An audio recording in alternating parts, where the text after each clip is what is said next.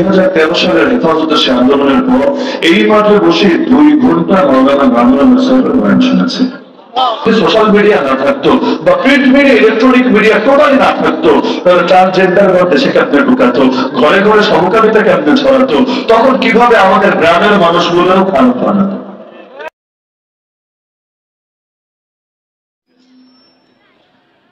বাইতুল মোমিন মাদ্রাসার 3 দিনব্যাপী বার্ষিক মাহফিলের 3য় দিনের সর্বশেষ অধিবেশনে সম্মানিত সভাপতি আয়োজকবৃন্দ, উপস্থিত আমার শ্রোতা ওয়াজিবুল ইহতিরাম হযরত উলামায়ে কেরাম, এলাকার গণ্যমান্য মুরব্বিগণ, বিভিন্ন মাদ্রাসায় অধ্যয়নরত প্রিয় তালিবানে ইলম, স্থানীয় এবং দূরদূরান্ত থেকে আগত দিনদরদী কোরআন প্রেমী প্রতিনিধি জনতা এবং পর্দার আড়ালে থাকা মা ও বোনেরা, দ্বিতীয়বারের মতো এই ময়দানে আপনাদের সাথে মোলাকাত। তবে বয়ান দ্বিতীয়বার করলে মাঠের সাথে আমার স্মৃতি বেশি প্রাচীন, যেহেতু এই এলাকায় কাটিয়েছি জীবনের 7-7টা বছর, একেবারে কিতাব বিভাগের শুরু থেকে নিয়ে শেষ পর্যন্ত এই এলাকায় পড়াশোনা করেছি। এই মাঠেও কতদিন বিকাল বেলায় এসে বসে এখানে ভলিবল খেলে, এখনো খেলে কিনা জানি না, কতদিন এই রেল লাইনের পাশে বসে কতদিন এখানে বসে খেলা দেখেছি। এমনকি এই ময়দানে এখন থেকে বহু বছর আগে, ঠিক কত সালে আমার স্মরণ নেই, 2013 সালের হেফাজতে সে আন্দোলনের পর এই মাঠে বসে 2 ঘন্টা মাওলানা মামুনুল সাহেবের বয়ান শুনেছে। বাইতুসালামে পড়তাম তখন, এখনো যেমন মাদ্রাসাগুলো থেকে ছাত্রদেরকে আসতে দেয় না, ওই সময় দিত না, এটাই স্বাভাবিক ব্যাপার। কারণ উত্তরে যে পরিমাণ মাদ্রাসা আছে, যদি এখানে মাদ্রাসা ছাত্ররা আসে, এমন মাঠ 10টা দিয়েও তো জনসমাগমের ব্যবস্থা করা যাবে। তো সে সময়ও ব্যাপক অনুমতি ছিল না, তো উস্তাদদের কাছে বহু কাকুতে বিরতি করে 2-1 উস্তাদ আসতেন, তাদের সঙ্গে সঙ্গে খেদমতে অন্তত চলে আসতাম, যাতে করে উস্তাদের খেদমত হয়ে যায়, পাশাপাশি বয়ান শোনা হয়ে যায়। আমার এখনো কানে বাজে, মাওলানা মামুনুল সাহেবের এক রাতে বয়ান শুনেছিলাম প্রায় রাত 1টা পর্যন্ত। তো আমাদের ভাই যদিও বয়সে খুব বেশি বড় না, এখনো দাঁড়িয়ে চুল পাকে নাই, মানুষটা ছোট, কিন্তু হিম্মত আলহামদুলিল্লাহ পাহাড়ের চাইতেও বড়। 3 দিন ব্যাপী মাহফিল করে, এমনি ঢাকায় মাহফিল খুব কম হয়, ঢাকায় মানুষ বেশি, এটা ঠিক, 2 কোটির চাইতে বেশি নাগরিক আছে, তবে ময়দানে এসে বয়ান শোনার মতো ধৈর্য এই শহরের খুব কম লোকেরই আছে। যেই আজকে আলেমদেরকে 3 দিনে আল্লাহর বান্দা এক ময়দানে হাজির করে, এই জায়গাটা বেশি দূর না, যদি কোনো উত্তরা না হয় ময়মনসিংহে হতো, দূরের কোনো জায়গার নাম বলছি না, যদি কোনো ময়মনসিংহে হতো, তাহলে অন্তত এই মাহফিল আজকে 5 লাখ লোক থাকতো। কিন্তু ঢাকা শহরের মানুষরা যেহেতু এখানে আসি পেটের টানে, কর্মের টাকা যায়, এখানকার অধিকাংশ মানুষের বাহিরের এবং জীবিকার প্রয়োজনে তারা এখানে থাকে, সুতরাং দুনিয়ার এত ঝামেলা করে সারাদিন বিভিন্ন খাটুনি করার পর রাতের বেলা আবার বসে বসে বয়ান শোনার মতো ধৈর্য কম করে আছে। আবার অনলাইনের বয়ান শোনার পার্টিকে যদি হিসাব করা হয়, তাহলে ঢাকাকে আবার বাংলাদেশে খুব কম এলাকায় ফেলতে পারবে। অনলাইনে প্রচুর শোনে আলহামদুলিল্লাহ। আমরা যখন রিমান্ডে একদিকে আমাদেরকে প্রশ্ন করে, আরেকদিকে দেখা যায় তাদের অফিসাররা কর্মীরাই বসে বসে কেউ ল্যাপটপ ছেড়ে, কেউ মোবাইল ছেড়ে হুজুরের বয়ান শোনে। এখন কর্মীরা তো শুনে তা তো আমি জানি না, আমি তো আলিমুল গায়ব না, তোর দিনের খবর জানে না। তবে যেই পরিমাণ বয়ান শুনতে আমি শুধু পুলিশ সদস্যদেরকে দেখেছি, এত পরিমাণ দ্বিতীয় কোন অফিসে আমি দেখি নাই, আমার নজরে পড়েই নাই। তো বয়ান শুনুন, তবে ময়দানে বসে বয়ান শোনা তৃপ্তিও আলাদা, মজাও আলাদা, আর এর জন্য ধৈর্য লাগে আলাদা। সাধারণ ধৈর্য দিয়ে লোকে এটা করতে পারে না। তো দোয়া করি আল্লাহ তাআলার কাছে, আল্লাহ তাআলা এই মাহফিলটা, যদিও এই মাহফিলটা করতে গিয়ে আর্থিকভাবে অনেক ঝামেলা পোহাতে হয়, আর একা একা কাজ করতে গেলে ঝামেলা শেষ নেই, বলারই যে অবস্থা। এখন নিজেও তো বক্তা মানুষ, সামনে কেমনে বয়ান করবো আগামী 1 সপ্তাহ আল্লাহ ভালো জানে। এই এত দায় দায়িত্ব সামলানো একজন মানুষের জন্য নিঃসন্দেহে বড় কঠিন। তো গত বছর বয়ান করেছিলাম, আমার দিনের কামনা ছিল এই বছর বয়ান শেষে নিজের পাশে বসে আল্লামা মামুনুল সাহেবের বয়ান শুনবেন।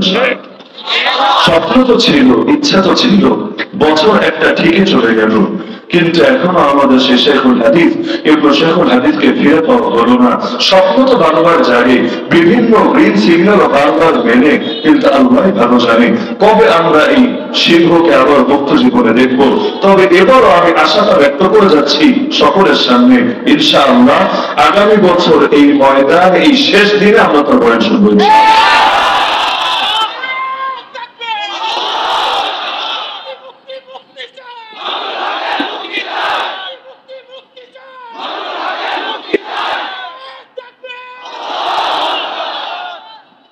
এখন আসি মূল আলোচনায়। রব্বুল আলামিন তার রাসূল সাল্লাল্লাহু আলাইহি ওয়াসাল্লামকে যে দুনিয়ার বুকে পাঠালেন, কেন পাঠিয়েছেন কোরআনের বিভিন্ন জায়গায় জানিয়েছেন, এবং আপনাদের সকলে জানা আছে হুয়াল্লাযী আরসালা রাসূলাহু বিল হুদা ওয়া দীনিল হক লিইয়ুযহিরাহু আলা দ্বীনি কুল্লি।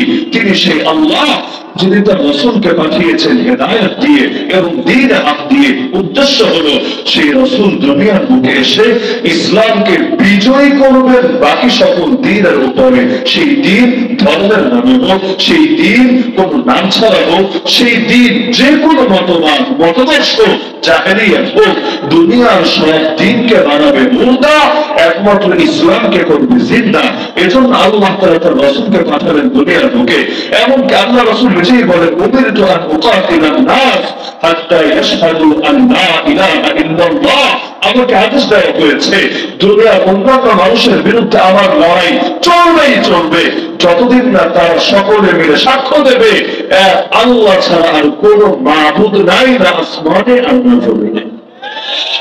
তো যেহেতু এই মিশন দিয়ে পাঠিয়েছিলেন, এটা এতটাই স্পষ্ট ছিল, যেদিন কোরআন মাজিদের 30 নম্বর পারা সূরা নাসর অবতীর্ণ হলো, ইযা জাআ নাসরুল্লাহি ওয়াল ফাতহ ওয়া রাআইতান নাসা ইয়াদখুলুনা ফি দীনিল্লাহি আফওয়াজা। আল্লাহর নবী ও তার সাহাবীদেরকে এই সূরা পড়ে শোনালেন। সব সাহাবী মনে মনে খুশি হলেন, আরে আল্লাহ তাআলা আমাদের বিজয় নিয়ে আলোচনা করছেন, সাহায্য নিয়ে আলোচনা করছেন। আল্লাহ বলছেন যখন আল্লাহর সাহায্য আর বিজয় আসবে, তুমি দেখবে মানুষ দলে দলে আল্লাহর দ্বীনে প্রবেশ করতে শুরু করেছে।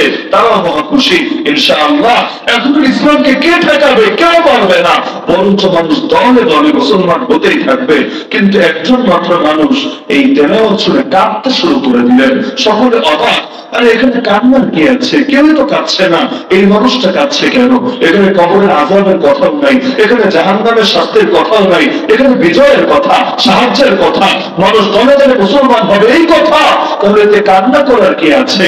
তখন বোঝে নাই। পরে যখন জিজ্ঞেস করলো, আবু বকর সিদ্দিক আপনি কাঁদছিলেন কেন? এই সূরা তেলাওয়াত শুনে কান্না করার মতো কি উপাদান খুঁজে পেয়েছেন এর মাঝে? তিনি জবাব দিলেন, আর এই সূরার মাঝে তোমরা দেখো ইসলামের বিজয়। আমি তো এই সূরার মাঝে প্রচ্ছন্ন ইঙ্গিত দেখি আল্লাহর নবীর ওয়াফাত। এভাবে, কারণ আল্লাহ তার নবীকে পাঠিয়েছিলেন দ্বীনকে বিজয় করার মিশন দিয়ে। দ্বীন যেহেতু বিজয় হয়ে গেছে, সুতরাং আর বেশি দিন থাকবেন না নবী এই ধরাধামের মাঝে। এজন্য আল্লাহ তাকে প্রস্তুত হতে বলছেন, কারণ যে কোনো সফর করার আগে প্রস্তুতি নিতে হয়। ওয়াতাযাওয়াদু ফাইন্না খায়রাজ যাদিত তাকওয়া ওয়াত্তাকুন ইয়া উলিল আলবাব। সফরের পাথর সংগ্রহ করো তোমরা, আর সফরের সর্বোত্তম পাথর হলো তাকওয়া। যখন নবীর সফরে যাবেন, বহু দূরের এই সফর, রফিক আলা মহানের সঙ্গে গিয়ে মিলিত হবেন। এখন আল্লাহ তাকে প্রস্তুত হওয়ার জন্য পরামর্শ দিচ্ছেন, ফাসাব্বিহ বিহামদি রাব্বিকা ওয়াস্তাগফির ইন্নাহু কানা তাওয়াবা। আপনি রবের প্রশংসা সহ তাসবিহ পাঠ শুরু করে দেন, বেশি বেশি ক্ষমা প্রার্থনা করতে থাকেন, নিশ্চয়ই তিনি তওবা কবুল করবেন। কারণ আখিরাতের সফরের জন্য বেশি টাকা পয়সা জমিয়েও লাভ নাই, বছরের পর বছর জোর করে হলো ক্ষমতা ধরে রেখে লাভ নাই, দুনিয়ার মধ্যে শুধু কর্মী বাড়িয়ে লাভ নাই, শুধু দুনিয়ার মধ্যে বাহ্যিক প্রিপারেশন বেশি করে নিয়েই লাভ নাই। বরং এই সফরের প্রস্তুতি হবে, আমল যত বাড়বে ততই এই সফর সহজ হবে, এই আমলগুলোর গুণ হবে, এগুলোর রহমত হবে, এগুলোর বরকত হবে। তা আল্লাহ যেহেতু তার নবীকে পাঠিয়েছিলেনই ইসলামকে বিজয় করার জন্য, এটা নবী শুধু মক্কা থেকে মদিনা যাওয়ার পরে বুঝেছিলেন বিষয়টা এমন না, মক্কার বুকেও এই বাস্তবতা থেকে স্পষ্ট রেখেছিলেন। মক্কায় এটা ঠিক, তার রাষ্ট্র ক্ষমতা ছিল না, তার বাহিনী ছিল না, তার অনুসারী খুব বেশি ছিল না, সাহাবীদের সংখ্যা 1000 তো পূরণ হয় নাই ওই সময়। কিন্তু আল্লাহ নবী নিজের মিশনকে, নিজের ভিশনকে, নিজের টার্গেটকে, নিজের লক্ষ্যকে, নিজের উদ্দেশ্যকে এত বেশি স্পষ্ট রেখেছেন, এক্ষেত্রে একটু কারচুপি করেন নাই, কোন ছল চাতুরের আশ্রয় নেন নাই। কারণ লক্ষ্য যখন স্পষ্ট থাকে, লক্ষ্য পারে ছুটে চলাও তত সহজ হয়ে আসে। মুসলমানের যখন লক্ষ্য হবে দুনিয়ার বুকে নিজেকে প্রতিষ্ঠিত করা, তখন তার পদে পদে শুধু বাধাই মনে হবে, আর বাধা আসে চিন্তা করবে, হক কথা যদি বলি দুনিয়ায় প্রতিষ্ঠিত হতে পারবো না, হকের পথে যদি চলি দুনিয়ায় বেশি ফ্যাসিলিটিস লাভ করতে পারবো না, বরঞ্চ আমার জেলে যাওয়া লাগতে পারে, আমার ফাঁসির কাজটা চলা লাগতে পারে, আমার সমালোচনা হতে পারে, আর লোকে আমার বিরুদ্ধে ষড়যন্ত্র করতে পারে, বহু কিছুই হতে পারে। এগুলো যদি কেউ চিন্তা করতে শুরু করে হেদায়েতের পথে চলবে কিভাবে? এজন্য আল্লাহ কোরআন তার খাঁটি বান্দাদের 6 গুণের আলোচনা করতে গিয়ে 5 নম্বরে বললেন, ইউজাহিদুনা ফি সাবিলিল্লাহ। আমার খাঁটি বান্দাদের 5 নম্বর গুণ, তারা আল্লাহর পথে জিহাদ করে। এরপরে 6 নম্বর গুণ বললেন, ওয়ালা ইয়াখাফুনা লাওমাতা লাইম। তারা কোন নিন্দুকের নিন্দাকে ভয় করে না। মুফতি আজম পাকিস্তান আল্লামা মুফতি শফি রাহমাহুল্লাহ তাআলা তিনি আয়াতের ব্যাখ্যার মধ্যে রাখেন, আরে আগে বললেন জিহাদের কথা, পরে বললেন সমালোচকের সমালোচনাকে পরোয়া করে না। এই কথা আগেরটার সাথে পরেরটার মিল কি, পরেরটার সাথে আগেরটার মিল কি? কোরআনে কোনো কিছুতে ব্যামিল থাকে না, অমিল থাকে না, বরং প্রতিটা বাক্যে বাক্যে, প্রতিটা শব্দে শব্দে, প্রতিটা আয়াতে আয়াতে, প্রতিটা সূরায় সূরায় নিবিড় এবং গভীর সংযোগের সম্পর্ক থাকে। এমনকি তাফসীরের বহু কিতাবে আছে এগুলো নিয়ে, যেগুলোর মূল বিষয় হলো ফি তানাসুবিল আয়াতি ওয়াস সূরা। এক আয়াতের সঙ্গে আরেক আয়াতের কি মুনাসাবাত, এক সূরার সঙ্গে আরেক সূরার কি সম্পর্ক, এগুলো নিয়ে আলোচনা করা। তো তিনি দেখান যে আল্লাহর পথে জিহাদ করার সাথে নিন্দুকের নিন্দাকে পরোয়া না করার সম্পর্ক হলো, যারাই দুনিয়ার মুখে নিন্দুকের নিন্দাকে পরোয়া করে, আর তারা জিহাদ করবে তো দূর কি বাদ, হকের পথেই কখনো পারে না অঞ্চল থাকতে। আবু তালেবের ধর্মগ্রহণে বাধা কি ছিল? এলেন না, মারিফাত না, এগুলো তো ছিল। সে জানতো ইসলাম হক, শুধু জানতো না বরং ঘোষণাও দিত। এমনকি আবু তালেব ওই জামানায় একজন অমুসলিম হয়ে, মুশরিক হয়ে যে হিম্মত দেখাতে পেরেছিল, এই জামানার আমরা মুসলমানরাও ওই হিম্মত দেখাতে পারি নাই। যদি পারতাম, এই যেই জানুয়ারি মাসে আমি বয়ান করছি আপনার সামনে, এই জানুয়ারির 22 তারিখেই রাম মন্দিরটা অন্তত উদ্বোধন করতে পারতো না।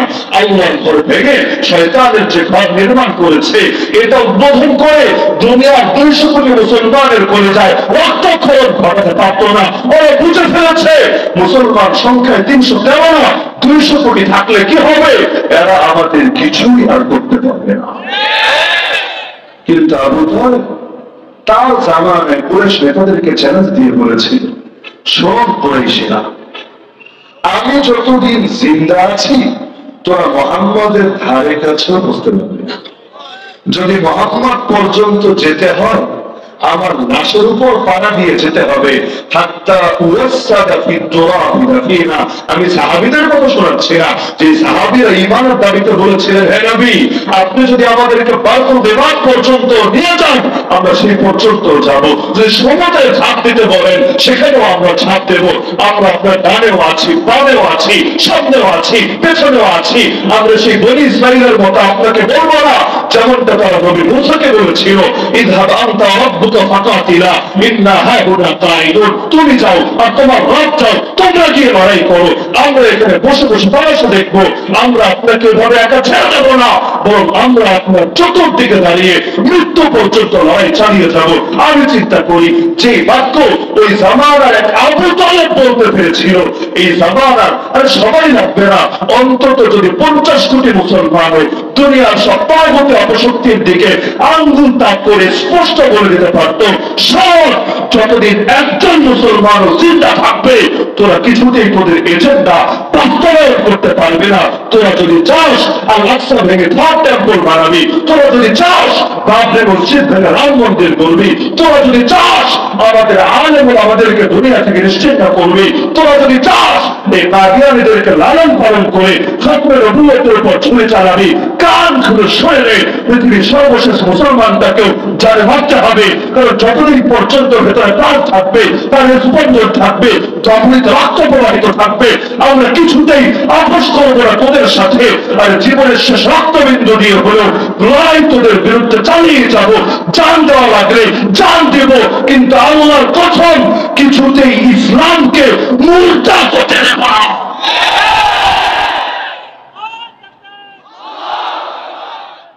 উত্তরের সঙ্গে তাকবীর যায় না, দিলে দিবেন সিংহের মতো, না দিলে মতো।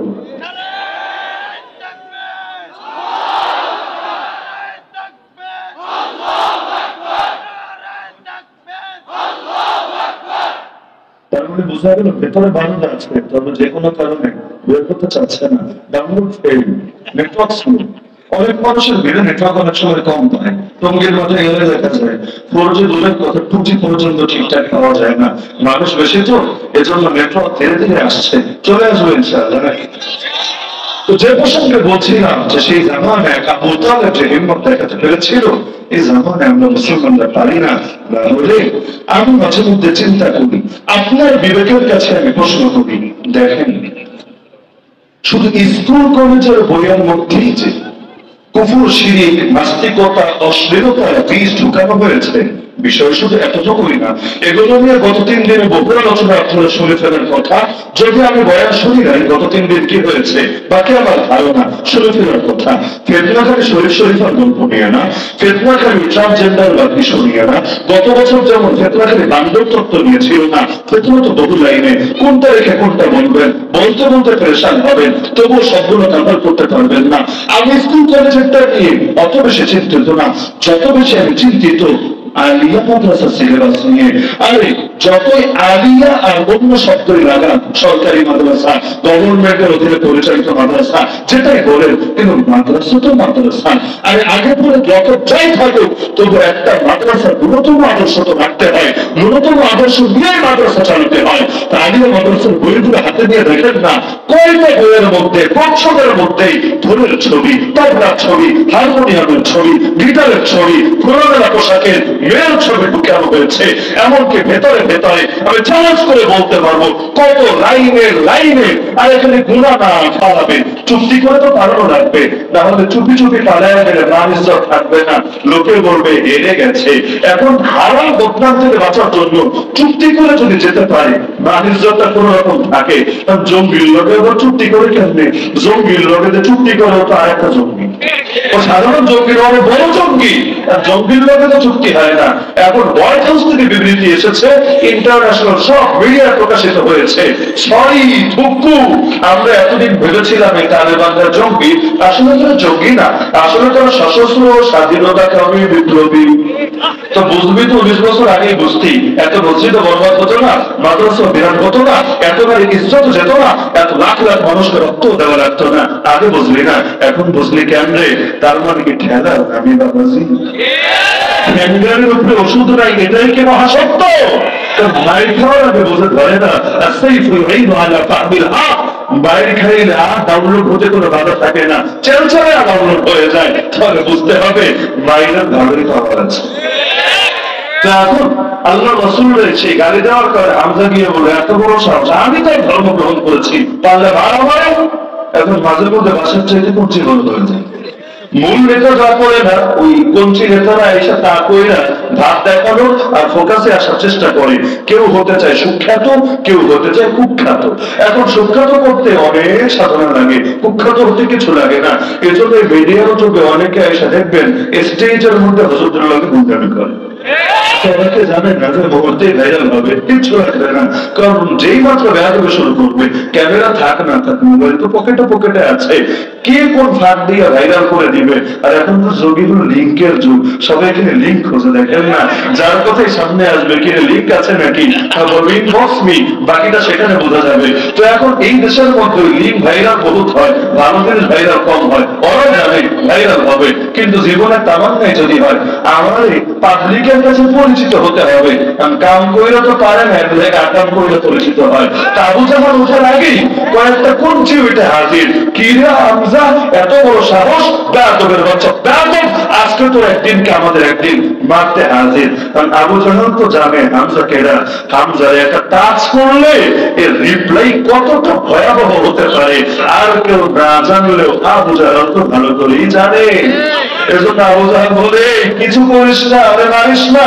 আরে ও খারাপ কি করেছে, আমি ওর ভাতিজার মাথা ফাটিয়েছি, একটু তো বলতেই পারে। মাঝে মধ্যে দেখেন না হুজুরদেরকেও কেউ কেউ কত কাছে টানে, কখনো মারতে মারতে রক্তাক্ত বানিয়ে ছাড়ে, কখনো আবার কোলে তুলে উম্মা দিতে থাকে।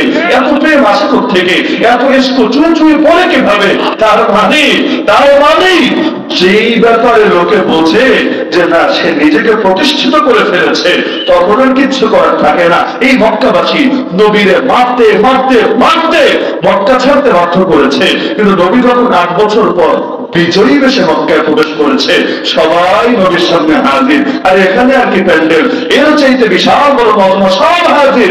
নবী বললেন কি মক্কাবাসী, কেমন আচরণ আশা করছে আমার থেকে, এমন কি সুন্দর কথা ফুল ফুটছে। আখুন কারীম, অগ্র আখিন কারীম, ভাই না ভালো, ভাতিজা না ভালো, তুমি তো আমাদের অনেক দামি ভাই, সম্মানী ভাই, অনেক দামি ভাইয়ের পুত্র। আহা তেল এখন কিভাবে ঝরতে শুরু করেছে, এতকালই ডায়লগ ছিল কোথায়? আগেই যদি এটা বুঝতো এত মারপিট তো লাগতো না। তো জায়গা মতো লোকে তেল থেকে মালিশ করতে জানে, দেখবেন কিছু লোক অনেকে রাখবে, কাজে রাগ করে, কোথায় রাগ করে, কথায় কথা রাগ করে। ভালো কিছু জিজ্ঞেস করলেও খেপা যায়। এই রমজান আসছে কয়েকদিন পর, আসরের পর জিজ্ঞেস করবেন কি ও চাচা কি অবস্থা, বলে চুপ থাক, রোজা তো রাখিস না আর কি। এখন এসে খাওয়ার সময় আপনি খারাপ কিছু বলেন, এখানে কেমন আছেন জিজ্ঞেস করেছেন, এমন রাগি লোক আছে নাকি? নাই। খালি ওর কপালে রিভলভার একটা ধরে বলবেন কি ও চাচা কেমন আছো। এখন দেখবেন রাখবে তো না, এখন দেখবেন একেবারে আপনাকে পানি দিয়েও স্বাগতম জানাতে পারে, আরো বহু কিছু করতে পারে। আরে আদব মহব্বত এসকো সব চুয়ে চুয়ে পড়বে, রাগ ভুলেও উঠবে না মাথায়। তার মানে রাগেরও ধর্ম আছে, রাগও বোঝে কখন মাথায় চড়তে হয় কখন চড়তে হয় না। তা আগে নবীর উপরে এত রাগ, কিন্তু এখন জানে রাগ দেখালে কল্লার জায়গায় থাকবে না। এখন বলে ভাই না ভালো, এমনকি যে নবীরে গালি দিত ওসমান রাদিয়াল্লাহু এক আত্মীয়, তার ধরে নিয়ে আসলো রাসূলের কাছে, রাসূল পরে ক্ষমা করে দেন, তওবা কবুল করেন। কিন্তু নবী তো সিদ্ধান্তে অনড়, কারণ সবাইকে মাফ করা যায়, নবীর সামনে যারা বেয়াদবি করে তার গালি দিয়ে বেয়াদবি করুক, আর কাদিয়ানীদের মতো খাতমে নবুয়তের চাদরটা ইচ্ছা করে বেয়াদবি করুক, ওদেরকে ক্ষমা করা যায় না। নবী মাথা নিচু করে আছেন, কিছু বলছেন, একবার দুবার তিনবার, 3 নম্বর বার ক্ষমা করলেন, ছেড়ে দিলেন, চলে গেল। এরপর সাহাবীদেরকে বলে যখন দেখলা চুপ করে আছি, ফজলাটা কেন ফেলে দিলে না? সাহাবীরা বলল রাসূল ফিরে চোখ দিয়ে একটা ইশারা মারতেন, বাকিটা আমরাই খেয়াল খতম করে দিতাম। নবী বললেন নবীর শান এটা না, তিনি চোখের ভাষায় কথা বলবেন। তা আবু জাহল শান্ত করে বলবে না, সব জায়গায় তো গরম দেখাস কেন, তো অধিকার আছে, আমি ওর নিজের মাথা ফাটিয়েছি কিছু বলতেই পারি। সেই যে হামজা বাড়িতে গেল, গিয়ে আবার মাথায় উথাল পাতা শুরু হলো, কামটা কি করলাম, আমি তো মুসলমান না, এই পরিচয় কেন দিলাম, কালকে সবাই যখন জানবে আমার ব্যাপারে কি বলবে, এবার তো পেরেশান। এখন আল্লাহরে বলে, আল্লাহ যেহেতু আর নাস্তিক ছিল না, মুশরিক হলেও আল্লাহরে তো স্বীকার করতো, এখন আল্লাহরে বলে আল্লাহ আমি তো কামারটা ঘটাই দিছি, এখন আমার জন্য যদি এটা কল্যাণকর হয় তুমি আমার খাঁটি মুসলমানই বানায় দাও, আর যদি আমার জন্য এটা অকল্যাণকর হয় আমার সরাই দাও। রাতটা গেল, ঘুমও আসে না। সকালে মন ঝুঁকে গেল ইসলামের দিকে, গিয়ে হাজির নবীর দরবারে, মুহাম্মদ আমার ইসলাম সম্পর্কে কিছু কথা বলো না। এতকাল কত বয়ান করলেন, কত ওয়াজ করলেন, কত নসিহত করলেন, কাজ হয় নাই, কিন্তু এখন নিজে এসেছে বয়ান শুনতে। নবী ইসলামের সৌন্দর্য তুলে ধরলেন, সঙ্গে সঙ্গে বলে উঠলো আশহাদু আল্লা ইলাহা ইল্লাল্লাহ ওয়া আশহাদু আন্না মুহাম্মাদান আবদুহু ওয়া রাসূলুহু। তো বলছিলাম আল্লাহ রাসূল মক্কায় তার বেশন গোপন রাখেন নাই, প্রকাশ্যে বলেছে, কিসের লোক দেখো আমাকে, কখনো নারীর লোক, কখনো ক্ষমতার লোক, কখনো সম্পদের লোক। নবী বলেন আল্লাহ না ওয়া শামসা ফি ইয়ামিনি ওয়াল কামারা ফি ইয়াসারি আলা আতরুকা হাদাল আমরা মা তারাকতুহু হাত্তা ইউযিরাহুল্লাহ ওয়া আহলিকা দুনাহু। আল্লাহ কসম করে বলছি, আমার ডান হাতে যদি আকাশে সূর্য এনে দাও, বাম হাতে ওই আকাশের চাঁদটা এনে রাখো, তবু আমি আদর্শ ছাড়বো না যতদিন না আল্লাহ দুনিয়ার বুকে ইসলামকে জিন্দা করেন অথবা আমি মুর্দা হয়ে যাই। যেটাকে এই যুগের ভাষায় বলে হয়তো শরিয়া নয়তো শাহাদাত। হয়তো দুনিয়ার বুকে শরিয়া জিন্দা হবে, না হলে নসিবে শাহাদাত আসবে। শাহাদাত আসলে এর চাইতে বড় বিজয় আমাদের জন্য কি হতে পারে? ফানা ফিল্লাহ কি তেরে বাকা তারাজ মুজবার है जिसे मरना नहीं आता उसे जीना नहीं आता। তো এখন আল্লাহ রাসূল গোপন রাখেন নাই, এমন ক্যারেক্টার বলেই আলোচনার ইতি টানি।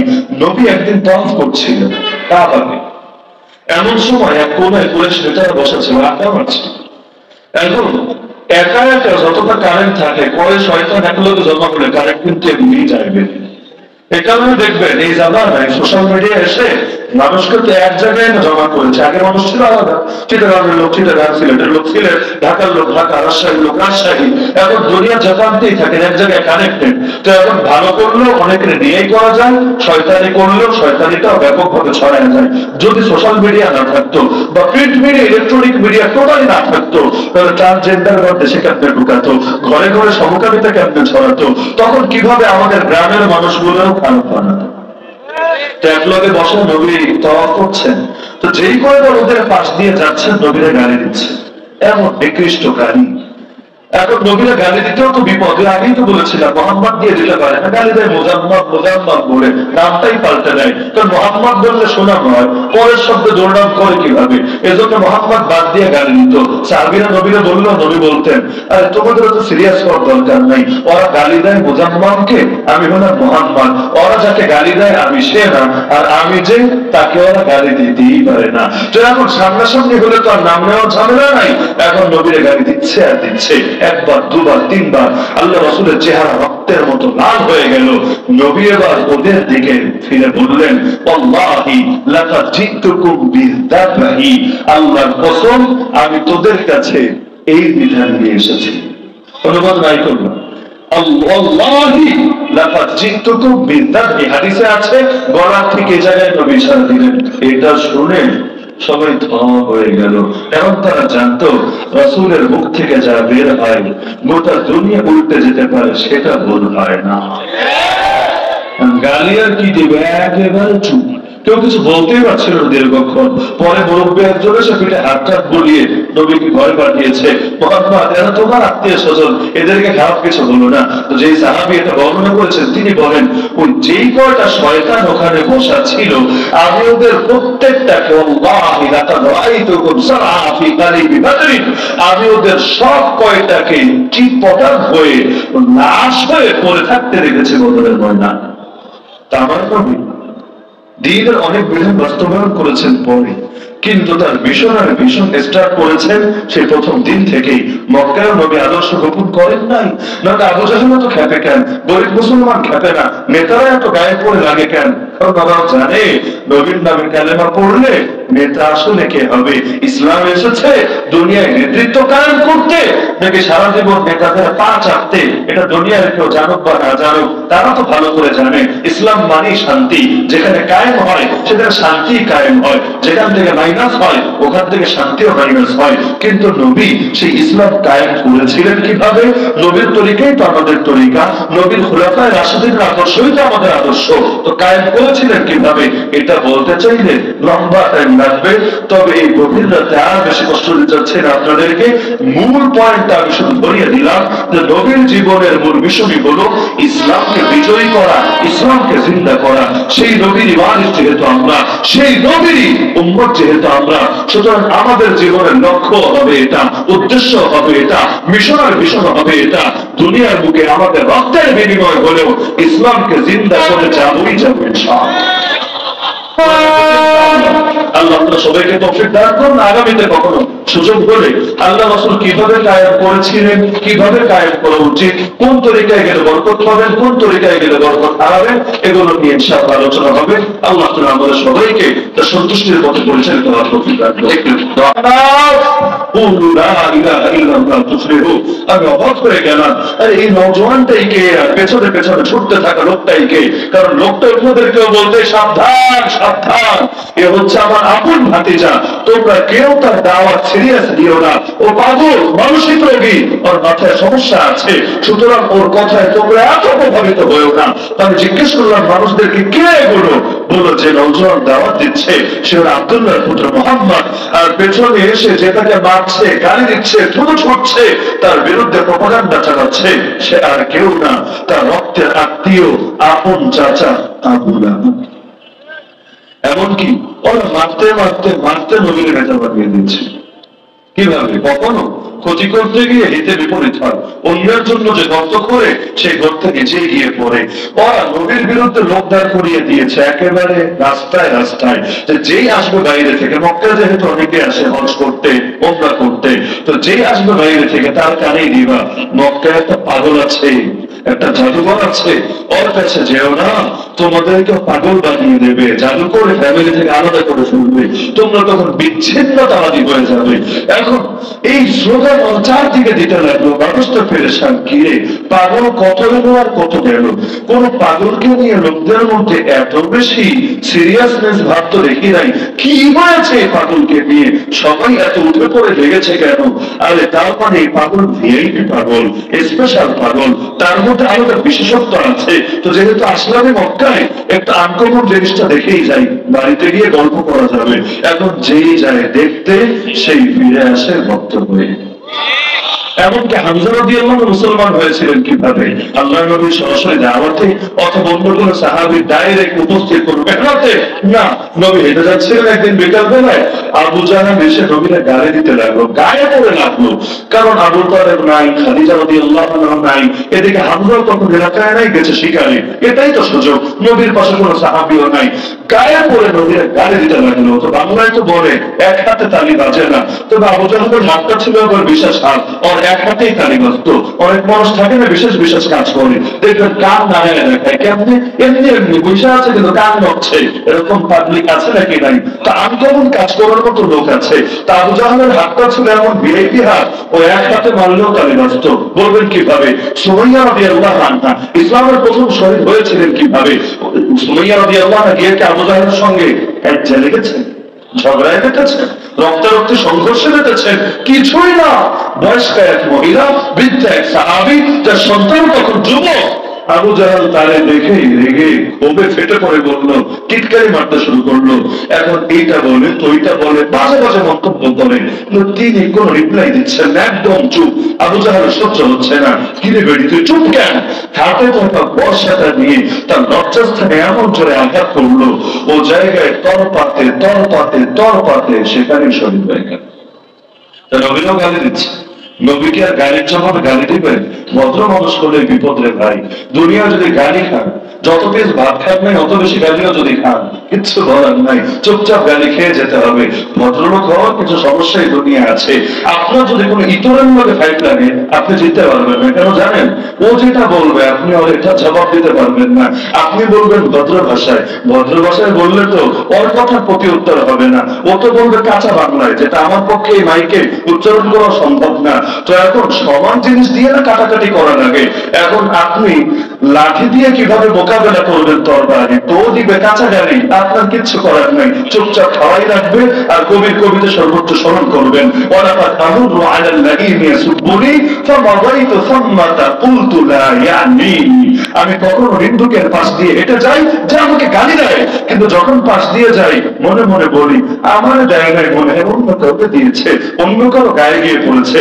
আমার নবীর কাছেও সাহাবীরা দুঃখ নিয়ে আসতো মাঝে মধ্যে, ইয়া রাসূলুল্লাহ দেখেন আপনাকে গালি দেয়, কখনো বলে সাহেব জাদুঘর, কখনো বলে মাজনুন উন্মাদ, কখনো বলে কাহিন গণক, কখনো বলে শায়ের কবি, এক এক সময় এক এক গালি। তো নবী বলতেন আচ্ছা কি বলে গালি দিয়েছে? তো এখন যদি শোনাতো তো ওরা নবীরে প্রায় সময় গালি দিত মুহাম্মদ শব্দ বলে না, বরং মুজাম্মাম শব্দ বলে। বলুন মুহাম্মদ মানে কি, মুজাম্মাম মানে কি? আগে বোঝেন ওরা তো বাঙালি না, ওরা বলবে আরবিয়ান, আরবের মানুষ। আরবের মানুষকে আরবিতে গালি দিবে না বাংলায় গালি দিবে? ওই যুগ তো একটা আপডেট যুগ ছিল না, যে এআই ছিল অথবা গুগল ট্রান্সলেটর ছিল, যে অন্য ভাষার গালি শিখে তারপর তারা দিবে, কেন পাবে না? গালিও দেওয়া হবে। এখন ধরেন কেউ লন্ডন গেল, লন্ডন গিয়ে একেবারে কাঁচা বাংলায় কোন এক লন্ডনের ইচ্ছা মতো গালি গালাজ করবে, ও তো অবাক হয়ে তাকায় থাকবে, কি বলে এগুলা? যদি জিজ্ঞেস করে কি ভাই কি বলছো, বলবে না তোমার প্রশংসা করলাম, তোমার মতো লোক কি আসলে হয়? তুমি আল্লাহ মতো দাহার কুমকুমাতুল বাহার, আর আল্লাহ মতুল আনমাই ওয়াল ফাহামাতুল লাউজাই মুযহিরুল হাকাইক ওয়া মুদিহুদ দাকাইক আশ-শাইখুত তাকিয়ুন নাকি ইত্যাদি ডায়লগ একটা মেরে দিবে। বলবে ও আচ্ছা thank you thank you thank you, তোমার মতো লোকই তো প্রয়োজন। তো অন্য ভাষা জানলে সুবিধা আছে, গালি দিয়ে মজা পাওয়া যায়, কিন্তু তখন তো গুগল ট্রান্সলেটরও নাই, এআইও নাই, কারণ গালি তো দিবে নিজের ভাষায়। এখন মোহাম্মদ শব্দ কোনো বাংলা শব্দ না, চাইনিজ শব্দ না, জাপানের শব্দ না, মোহাম্মদ আরবি শব্দ। মোহাম্মদ মানে কি? মানে ইজতামাআত ফীহিল খিসালুল মাহমুদাতু কুল্লুহা, প্রশংসনীয় সব গুণ যার মধ্যে জমা হয়ে থাকে তারই শুধু মোহাম্মদ বলে। তো মোহাম্মদ মানে যেন তেন প্রশংসিত না, কাসরাতুল মাবানি তাদুল্লু আলা কাসরাতিল মানি। মোহাম্মদ মানে মহা প্রশংসিত, আসমানও প্রশংসিত, জমিনও প্রশংসিত, ফেরেশতাদের কাছে প্রশংসিত, জিন জাতির নিকট প্রশংসিত, কুল কায়নাতে প্রশংসিত, মালায়েকার কাছে প্রশংসিত, রব্বে কারীমের কাছে প্রশংসিত। এখন যদি মোহাম্মদ শব্দ বলে পরে একটা খারাপ কথা বলে যে মোহাম্মদ ভালো না, মোহাম্মদ পচা, তাহলে আগের বাক্য পরের শব্দই তো মিলবে না। প্রথম শব্দ দিয়ে সুনাম করলো, পরের শব্দ দিয়ে দুর্নাম করলো। একই বাক্যের প্রথম অংশে যদি থাকে সুনাম, পরের অংশে যদি থাকে দুর্নাম, তাহলে বুঝতে হবে ওর মধ্যে ডিস্টার্ব আছে। কারণ দুই জিনিস একসঙ্গে জমা হয় কেমনে? দুইটা যদি একসঙ্গে জমা করে, না এইটা হয় না ওইটা হয়। উট পাখিরে বলে তুমি আকাশে ওড়ো দেখি, বলে আমি তো উট, আকাশে উড়ি কিভাবে? বললো তাহলে পিঠে বোঝা বহো দেখি, বলে আরে আমি তো পাখি, পিঠে বোঝা বহন করবো কিভাবে? তো ধান্দা বোঝে দুই দিকে রক্ষা করে। দুনিয়ার মধ্যে দেখেন না, কারণ জিজ্ঞেস করি তুই কি, বলবে পুরুষ। আরেকটা জিজ্ঞেস করলেন তুই কি, বলবে মহিলা। আরেকটা জিজ্ঞেস করলেন তুই কি, বলবে তুই ওরা, আমি নিরপেক্ষ। তো এখন এই জাতীয় লোক যদি বলে আপনি বুঝবেন ও এইটাও পুরো হইতে পারে নাই, ওইটাও পুরো হতে পারে নাই। হিজড়া কিন্তু বলবো কামেল লোক। কামেল বুঝেন তো? পরিপূর্ণ। কেমনে কামেল? পুরুষের থাকে একটা, মহিলার থাকে একটা, আর হিজড়া হইল কখন বলা ওর আছে দুইটা জিনিস আছে, দুইটা। তাতে কি না হতে পারে আব্বা, না হতে পারে আম্মা, না হইল এই কুল, না হইল ওই কুল। পুরো যেন আমাদের দেশের সেকুলার রাজনীতিবিদেরা মনে কষ্ট নিয়ে না, যেটা বাস্তব সেটা তো বলাই লাগে। সেকুলার রাজনীতিবিদ মানে বুঝেন, মসজিদে আসলাম লা ইলাহা ইল্লাল্লাহ, আল্লাহই আমার রব। মাদ্রাসায় গেলাম আল্লাহই আমার রব, মাহফিলে গেলাম আল্লাহই আমার রব, তাবলীগে গেলাম আল্লাহই আমার রব, খানকায় গেলাম তা আল্লাহই আমার রব, ইজতেমায় গেলাম আল্লাহই আমার রব। যেটা সমকামীরা ওদের কবর কথাগুলো গোপনে বলে না, তো আমরা আল্লাহর সৈনিক হয়ে মুসলমান হয়ে আমরা তোর যুক্তিতে লুকিয়ে লুকিয়ে আল্লাহর কথা বলবো। ওরা যে আওয়াজে বাতিল কথা বলে, আমরা হকের সৈনিকরা তার চাইতে দুজন আওয়াজে আল্লাহর কথা বলেই যাবো। অধিকার ওদের থাকলে অধিকার আমাদেরও থাকবে। একই দেশের নাগরিক হওয়ার পর কেউ পাবে আর কেউ পাবে না, তা হবে না, তা হতে দেওয়া হবে না। বড় আফসোসের বিষয়, গালি একটা মাথায় বসায় দেয়, এরপর কতগুলো স্বাধীনতায় কেড়ে নিয়ে যায়। মোল্লা মানি জঙ্গি, হুজুর মানি খারাপ, ইত্যাদি ডায়লগ মারে নাকি মারে না? এখন কবে না কি জানি গালি দেয়, কবে রাজাকার বানায়, বয়স কম হলে তো রাজাকার করবে না, কবে জঙ্গি বানায়, কি করে না করে, এই ভয়েই লোকে হয়রান হয়ে থাকে। কিন্তু আমার কাছে ভালো টেকনিক আছে, যেই শব্দগুলো আসলে পচা শব্দ, কিছু শব্দ পচা জাতগত ভাবে, আর কিছু শব্দকে পচিয়ে ফেলা হয়েছে। তো যেই শব্দগুলো জাতে পচা না, ওই শব্দগুলো গালি হিসাবে যদি বলে, ওই গালির বুলি বানালে অনেক টিকতে পারবে না। গালিরে আবার বলি কেমনে বানাবে? ধরেন আপনাদের গালি দিবে ধরেন জঙ্গি, দেয় নাকি দেয় না?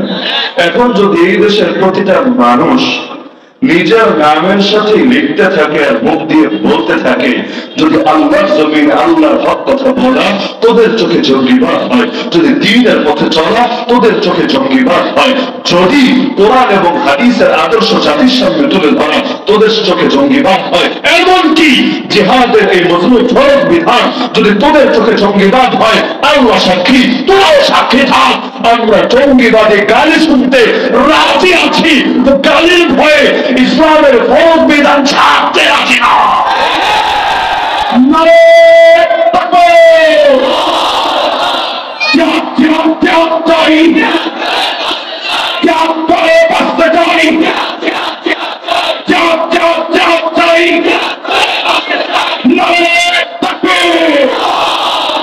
কয়েকদিন পর পর নতুন নতুন গালি আবিষ্কার হয় দুনিয়ার বুকে, এগুলো নিয়ে আলাদা হয়তো মেহনত চলতে থাকে।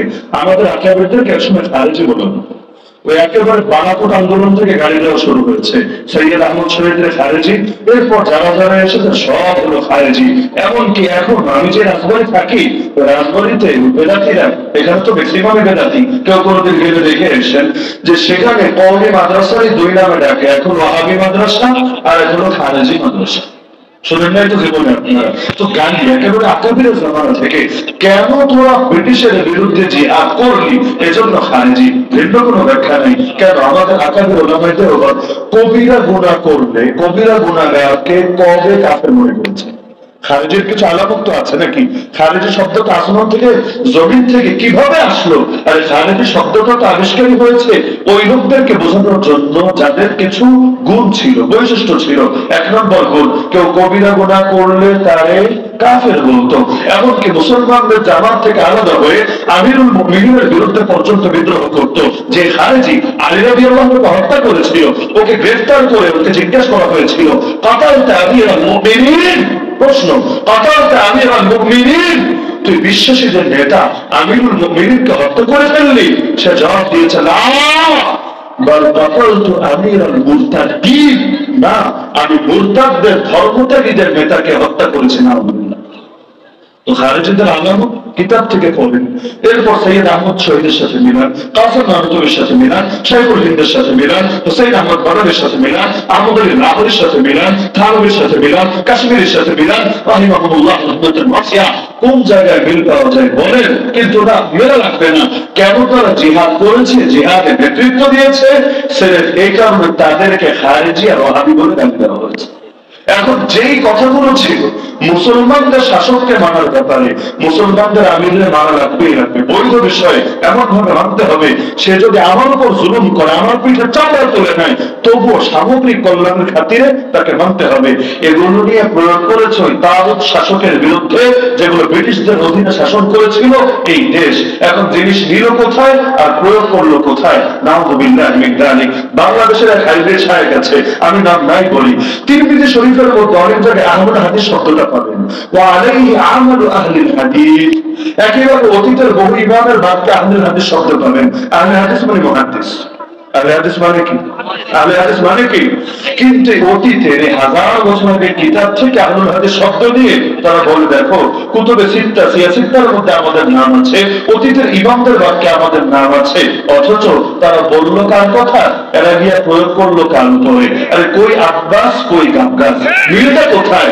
এখন নিজে নিজে নতুন করে নাম বানিয়ে কোথায় তার হাদিসের প্রয়োগ করবে এখানে? আরে তুমি ভাই মুহাদ্দিস কবে হলা? হাদিস পড়তে পারো বিশুদ্ধ করে, কিতাব নিয়ে বসো না, বাংলা না, একেবারে ডাইরেক্ট আছে, তারা বাইতুল মুমিনের দাওরায় পড়ায়, নিয়ে বসো না, তারপর দেখা যাবে মুহাদ্দিস আর আহলুল হাদিস আসলে কাকে বলে। শব্দ চুরি চলে, শব্দ চুরি। বাংলাদেশে দেখেন না, দর্জিরেও খলিফা বলে, ইসলামের মাসালা হলো এক দুনিয়া এক খলিফা। ইদা দুই আলী খলিফাতেই লিফাতুল আখিরা বিনহুমা, যদি দুই খলিফাকে বায়াত দেওয়া হয়, পরের দান করলে ফালায়া দাও। তো এখন এই কসাই বাজারে যে কয়টা খলিফা আছে কসাই বাজারে, তো এখন একটার এটাকে বাকির করলে ফালায়া দিতে হবে। নাউযুবিল্লাহি মিন যালিক। তাবলীগের মধ্যে কিছু ঝামেলা হওয়ার পরে ওই আমিরুল মুমিনের হাদিসটা এখানে প্রয়োগ করেছে। এক মোল্লা তো ফতোয়া দিয়েছে কাকরাইলে বসে, যে ব্যক্তি তারে আমির মানবে না সে ওয়াজিবুল কতল, মানে কল্লা ফালায়া দিতে হবে, তার ওয়াজিবুল কতল হয়ে যাবে। কেন? আমিরুল মুমিনের মানতে হবে, এটা ফরজ। আর কোন জায়গার জিনিস নিয়ে প্রয়োগ করে কোন জায়গায় ভাবতে পারেন? তো খারেজি বলা হতো তাদের আর বেদাতিরা বলল কাদের, আর এখন নতুন প্রজন্ম আবার খারেজি মানহাজি নতুন গালি আবিষ্কার করে ফেলেছে। যারাই বিভিন্ন তন্ত্রমন্ত্রের বিরুদ্ধে কথা বলে অটো গালি তাদের খারেজি আর মানহাজি। রিমান্ডে বহু আলেমকে সবচাইতে বেশি পেরেশান করা হয়েছে এই শব্দ দিয়ে, অথচ আমি নিজেও আজ পর্যন্ত জানি না মানহাজির স্বীকৃত সংজ্ঞা কি, আসলে কারে কোন কোন গুণ থাকলে, কোন কোন শর্ত থাকলে, কোন কোন রকম পাওয়া গেলে ওইটারে মানহাজি বা মানহাজি দল বলা যায়। আপনাদেরকেও জানা থাকলে জানেন, আমার বড় উপকার হবে। কিন্তু টিভিতে এত রিপোর্ট হয়, পত্র পত্রিকায় লেখা, কারাগারে বসে দুই চোখ দিয়ে সমকালে একদিন দেখলাম সম্পাদকীয় পাতায় এক হিন্দু বেড়া, আমি নাম নিতে চাই না, ম্যাপের রাজনীতি করে, ম্যাপের একাংশের সভাপতি, হিন্দু বেড়া মানহাজির বিরুদ্ধে কলাম লিখেছে। ভাবতে পারেন, একজন তো সংসদে দাঁড়ায় আল্লাহ বাবুনগরীকে মানহাজি বানিয়ে ছেড়েছে। আবার এক টিভিতে, আমি নাম নাই বলি, বাংলাদেশের 8 জন মহান আলেম, যার মধ্যে শেখ মুস্তাকুর নবী, শেখ হাসান জামিল, এইরকম মেরিদ্রিস নবী, এইরকম পতিত যশা 8 জন আলেমকে মানহাজি বানিয়েছে। তো শব্দের স্বীকৃত সংজ্ঞা রাখবে, সংজ্ঞা না হলে কালকে যে আপনাকে বানাবেন না টিকে দিয়েছে। দেখেন, আমেরিকার কাছে জঙ্গিবাদের কোন সংজ্ঞা নেই, বাস্তবেই নাই। এখন ও যার বিরুদ্ধে যুদ্ধ করবে তার জঙ্গি বলে গালি দিবে, তার রক্তরে হারাম করবে। না হলে আমেরিকা একসময় জঙ্গি বলতো আফগানিস্তানের মধ্যে মুজাহিদদেরকে, তাকে হারাম না বরং কুফর শিরিকের বিষ পর্যন্ত ঢুকিয়ে ছেড়েছে। আচ্ছা, এই বিষয়গুলো শুধু কি কওমি নজর, কওমি হুজুরদের নজরে আসে, শুধু কি ওলামায়ে কেরামদের নজরে আসে? কেন আলিয়া ভয় করে এমন একজন জ্ঞানের নজরও কি বিষয়গুলো আসে না? যদি কোরআন হাতে নিয়ে বলে না, কারোরই নজরে আসে না, তবু আমি এটা পশ্চিমকালও বিশ্বাস করবো না। কারণ এত লক্ষ লক্ষ মানুষ জড়িত এই আলিয়া মাদ্রাসাগুলোর সাথে, কেন তারা দেখবে না? তাদের চোখে কি মোহরমালা, চোখের সামনে কি পর্দা ফেলা? তো নিজের বিষয় তো নিজেকেই সামাল দিতে হবে। বাংলায় বলে না যে যার বিয়ে তার খবর নাই, পাড়াপড়শির ঘুম নাই। আরে বিয়া যান, সেটা নিজে আগে সচেতন হতে হবে, সজাগ হতে হবে। তা আমি তো এটা ভেবেই করে পাচ্ছি না। আর শুধু প্রতিবাদ গুলো কেন ওলামায়ে দেওবন্দকে করতে হবে? বাকিদের সবার চেতনা কি নেমে গেছে? তা 2-4 জনের নাম বলতে পারেন, অমুক স্যার তারা এই কোরবানি দিয়েছেন। কিন্তু আমি বলবো মোটের তুলনায় এই সংখ্যা কতটাই নগণ্য, 1% তো হবে না। 1% যদি হতো তাও বলতাম কিছুটা তো হয়েছে। তো বাকিরা বসে বসে ললিপপ খাচ্ছে কোন দুঃখে? ওরা কি কালেমা পড়ে না? ওরা কি আল্লাহকে বলে না? মুহাম্মদ সাল্লাল্লাহু আলাইহি ওয়াসাল্লামকে নবী বলে না? ওরা কি কাবাকে কিবলা মানে না? কোরআনকে ধর্মগ্রন্থ মানে না? ওদেরকে জান্নাত লাগবে না? ওদের সামনে কি আখিরাতের ঠাকুর নাই? ওদের কি ঈমান নিয়ে ভাবতে মনে চায় না? ঈমান নিয়ে বলতে মনে চায় না? প্রজন্মের ঈমান হেফাজত করা নিয়ে কোনো চিন্তাই কি তাদের মাথায় কাজ করে না? যদি করে তো এই দেশের সকলেই তো দরকার ছিল প্রতিবাদে ফেটে পড়বে। শুধু কিছু মানুষকে, এক ধরনের লোকদেরকে কেন বারবার বলতে? কেউ হয়তো জবাব দিবেন, হুজুর তারা বলতে গেলে চাকরি যেতে পারে, জবাবদিহির আওতায় আসতে পারে, প্রমোশন নাই হয়ে যেতে পারে, বিভিন্ন রকম হুমকির মুখে পড়তে পারে। হ্যাঁ, তবে যদি শুধু তোমার চাকরি তোমার কাছে দামি হয়, প্রমোশনে তোমার কাছে দামি হয়, জবাবদিহির আওতায় পড়বে, এই দুশ্চিন্তায় তোমার কাছে মূল হয়ে যায়, তাহলে অন্তত তোমাদের মুখে নিজেদেরকে ইসলামের খাদেম পরিচয় দেওয়া হয় না। কারণ ইসলামের জন্য সব ছাড়া যায়, কোনো কিছুর জন্য ইসলাম ছাড়া যায় না। আমার নবী ইসলামের জন্য কাবা ছেড়েছেন, মসজিদে হারাম ছেড়েছেন, মক্কা ছেড়েছেন। ছাড়তে যে মজা লেগেছিল তা না, যাওয়ার সময় কেঁদে কেঁদে যাচ্ছিলেন, চোখ থেকে পানি ঝরাচ্ছিলেন, কাবার দিকে তাকিয়ে বলছিলেন, হে কাবা, হে আল্লাহর ঘর, জমিনের মধ্যে তুমি আমার কাছে সবচেয়ে প্রিয় ঘর, কিন্তু আমার জাতি আমাকে বের করে দিচ্ছে। যদি তারা আমাকে বেরিয়ে যেতে বাধ্য না করতো, আমি পশ্চিম কালেও তোমাকে ছেড়ে যেতাম না।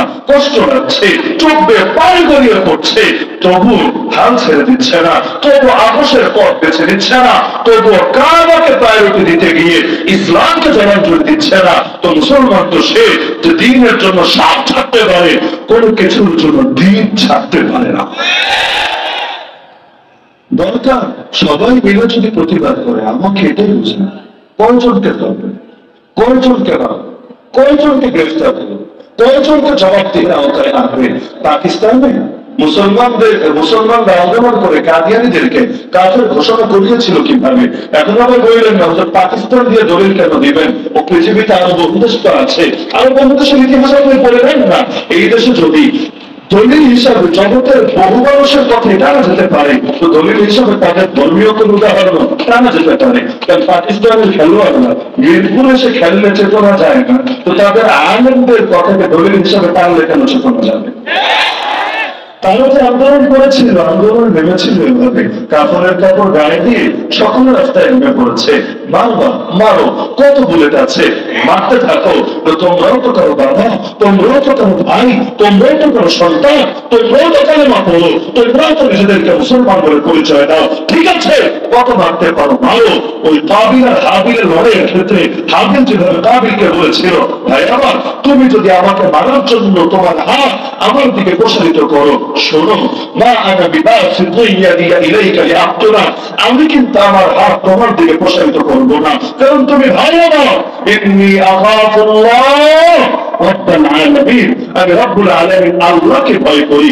ইন্নী উরিদু আন তাবুআ বিইসমি ওয়া ইসমিকা ফাতাকুনা মিন আসহাবিন নার, আমি চাই তুমি আমার গুনাহ তোমার গুনাহ উভয়ের গুনাহ কাঁধে নিয়ে জাহান্নামে হও। ওয়া যালিকা জাযাউজ জালিমিন, এটাই জালেমদের সাজা। সব দুঃখ দুনিয়াতে মেটানো যায় না, সব প্রতিশোধ দুনিয়ার বুকে নেওয়া যায় না। দুনিয়ার প্রতিশোধ হয় ছোট প্রতিশোধ, রব্বুল আলামিনের দেওয়া প্রতিশোধ হয় সবচাইতে বড় প্রতিশোধ। দুনিয়ায় নিলে আর কি নিবে, কিন্তু যদি রব্বুল আলামিনের উপর ছেড়ে দেয়, এর চাইতে শক্তিশালী কোনো প্রতিশোধ হতে পারে না। কারণ আমার রব হাসরের ময়দানে একটা গরুকে পর্যন্ত পাঠাবে না, শিংহীন গরু, গুঁতো মেরেছিল তাকে কোনো শিংওয়ালা গরু, দুনিয়ায় শিং নাই বলে প্রতিশোধ নিতে পারে নাই। তাতে কি কিয়ামতের দিন আল্লাহ তাকেও শিং দিবেন। এবার তুই গুতা, তুই প্রতিশোধ নে, তোর মনকে ঠান্ডা কর, তোর দুঃখ দূর কর। রব্বুল আলামিন যদি গরুর ক্ষেত্রে এভাবে ইনসাফ কায়েম করতে পারেন, আল্লাহ ওয়ালা বান্দাদের ক্ষেত্রে, পীর মাশায়েখের ক্ষেত্রে, মুজাহিদিনের ক্ষেত্রে, দায়ীদের ক্ষেত্রে, আমাদের মাথার তাজ ওলামায়ে কেরামের ক্ষেত্রে কেন করবেন না? তো দিন অবশ্যই আসবে, এই দিন নয়, আরো দিন আছে। অতিলকাল আইয়ামু নুদাবিলুহা বাইনান নাস, কোরআন বলছে আমি দিনগুলো ঘোরাতে থাকি মানুষের মাঝে চক্রাকারে, কখনো এর পক্ষে তো কখনো ওর পক্ষে। দিন কখনো সবার সমান যায় না। বদরে মুসলমান জয়ী, কাফের পরাজিত, উহুদে কাফের জয়ী, মুসলমান পরাজিত। এর মানে ইসলাম ব্যর্থ, বিষয়টা এমন না। শুধু যুদ্ধের ময়দানে জয় পরাজয় দিয়ে ব্যর্থতা নির্মিত হয় না। যার কারণে হেরাক্লিয়াস এই যুদ্ধের ফয়সালা শুনে বলেছিল, আরে ব্যাপার না, এই নবী হক নবী। কিভাবে বুঝলাম জানেন? وكذلك الرسل تبتلى ثم تكون لهم العاقبة। রাসূলরা দুনিয়ার পরীক্ষার শিকার হন, আর দুনিয়ায় ভালো কাজ করবেন, পরীক্ষা দিবেন না, এটা কখনো হয় নাই, হচ্ছে না, হবে না, অসম্ভব না। এই কোরআনের মাহফিল যারা করেন, আহমদুল্লাহ ভাইকে জিজ্ঞেস করেন যে এক একটা মাহফিল করতে কি পরিমাণ ভোগান্তি পড়াতে হয়। আমি 100% কনফিডেন্স নিয়ে বলছি, এখানে যদি কনসার্টের আয়োজন করতো, যাত্রার আয়োজন করতো, মঞ্চ নাটকের আয়োজন করতো, বা ধরাতো না, তাহলে দেখতেন কিভাবে মানুষ এসে হুমড়ি খেয়ে পড়ছে, সকলে মেয়েরা অকাতরে নিজেকে বিলিয়ে দিয়ে হলেও পাশে থাকছে। কিন্তু কোরআনের মাহফিল করতে গেলে খালি বাধা আর বাধা আর বাধা, সবসময় বাধা অন্যদের থেকে আসে এমন না, কখনো বাধা জাতি ভাইয়ের থেকে আসে। আর অন্যের থেকে বাধা আসলে সেই বাধা সয়ে নেওয়া সহজ হয়। তো জাতি ভাই যদি বলে করতে দেব না, হইতে দেব না, তুমি এগিয়ে যাবা, তোমার এখানে অমুক তমুক আসবে, এটা তো মেনে নেব না, আল্লাহর কসম এর চাইতে বড় আঘাত দিলের বুকে কিছু হতে পারে। আমরা যেহেতু বহু পরীক্ষা দিয়েছি, আল্লাহ নিয়েছেন, এই কারণে এটা দেখেছি যখন অন্যরা কঠিন আচরণ করে মেনে নিতে মন প্রস্তুত থাকে, যদিও লস হয়, যদিও কষ্ট হয়, যদিও আঘাত আসে, কিন্তু দিল তৈরি থাকে যে তারা তো আমাদের পক্ষে ছিল না, এখনো নাই, সুতরাং তাদের দ্বারা এটা সম্ভব। কিন্তু নিজেদের লোকেরাই যখন দুর্ব্যবহার করে, তখন এটা দুনিয়ার কেই বা সয়ে নিতে পারে। আমার নবী যখন দাওয়াত দিতেন, এক সাহাবী যিনি পরে মুসলমান হয়েছেন, তিনি বলেছেন, আমি চিন্তা না দেখি একটা নওজোয়ান বাজারে গিয়ে, হাটে গিয়ে, মাঠে গিয়ে, ঘাটে গিয়ে দাওয়াত দিচ্ছে, তার একটাই কথা, ইয়া আইয়ুহান নাস কুলু লা ইলাহা ইল্লাল্লাহ তুফলিহু, হে মানুষরা লা ইলাহা ইল্লাল্লাহ বলো সফল হয়ে যাবেন। আমি দেখতাম তার পেছনে একটা বয়স্ক লোক এসে হাজির হতো, যে এসে তার পেছন থেকে কখনো ধুলো নিয়ে মাটি নিয়ে মাথায় ছড়ে দিত, কখনো থুথু বিক্ষেপ করতো চেহারায়, কখনো আজে বাজে আচরণ করতো, থুথু মারলো, প্রতিবাদ করতো না, হাত দিয়ে থুথু মুছে আবার